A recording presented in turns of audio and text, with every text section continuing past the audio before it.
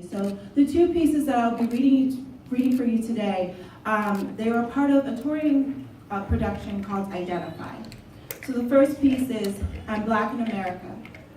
Okay, so I'm Black in America right now, and I walk into a bar. Only the punchline hits you right in the gut. Only the pain of that is not funny, or it's funny in a morbid, well, I'm already dying sort of way. Okay.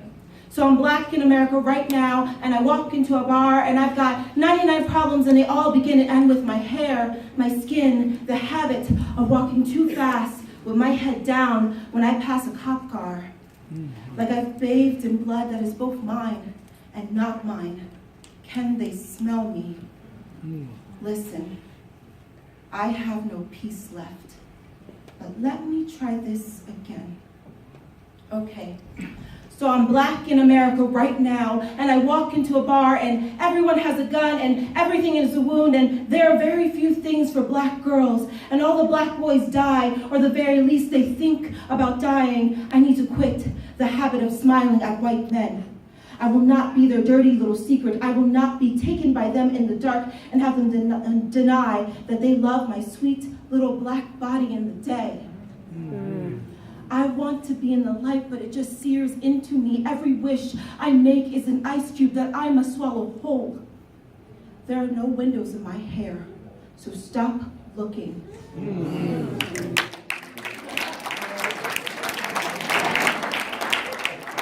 When I catch myself in the mirror, I feel stronger, hard and tough and invincible like white boys. I let a coworker say, she's beautiful for a Black woman.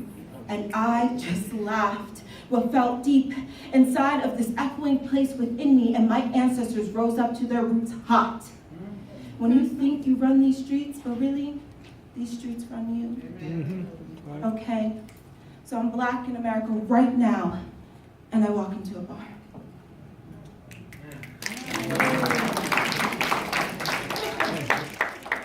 So the next poem that I have for you guys is actually, it's really funny. I had a really interesting conversation with a white supremacist, and I didn't know how to feel about that. I mean, it was so uncomfortable, you know, and I want to try to figure it out what's going on in his brain, like why you don't like me. But you know what? I'm gonna let it sit. But I wrote him this.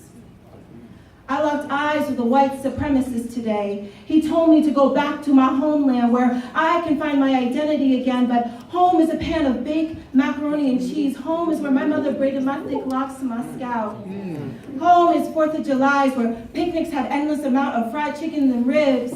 Home is in hip-hop and a Kendrick Lamar album where he tells me that we are gonna be all right, that I'm gonna be all right. Home is watching the Temptations movie every Sunday night just because my Grammy didn't want me to forget about the classics.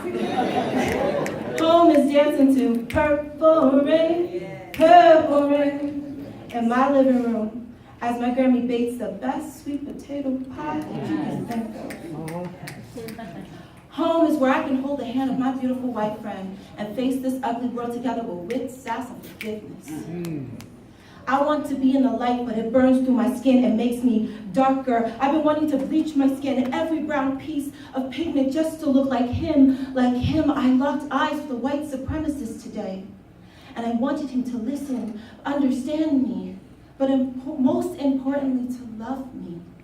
When I said goodbye, I looked at him and he couldn't bear to look back because he knew he was wrong, but his European pride was too strong to settle for defeat. He knew that his ancestors had made so many mistakes, how they took advantage of how weak and desperate Africa was at the time. He knew his ancestors had taken tons of Black bodies and tossed them into boats with no question about humanity. He knew that even right now,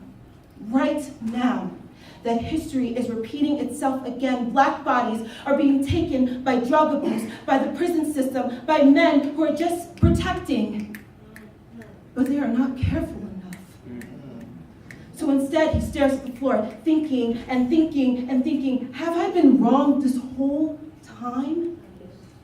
I locked eyes with a white supremacist today, and he wouldn't glare back.